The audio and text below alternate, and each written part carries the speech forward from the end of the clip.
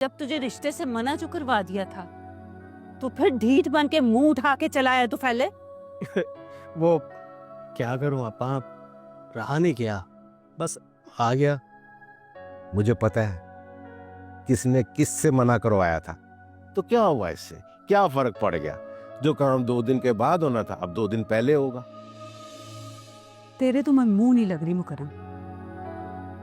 तू बता, जब मैंने तुझे मना किया था कि मुकर्रम से नहीं मिलना, तू फिर इसके साथ जोक की तरह चिपटा हुआ है। वो क्या हो गया आपा, ये मेरा दोस्त है और एक ही दोस्त है मेरा।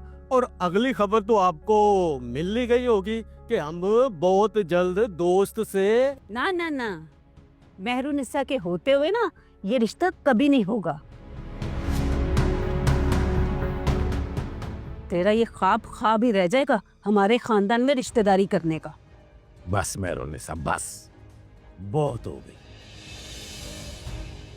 मेरा मेहमान है वो, तू एवं बोली जा रही है। मुकर्रम, ये तो अच्छा नहीं कर रहा। मैंने तुझे पहले भी मना किया था और तूने वही काम किया था। आज भी तू वही कर रहा है और मैं तुझे मना कर रही हूं। देख, ये हमारे लिए अच्छा नहीं होगा, पछताएगा तू एक दिन।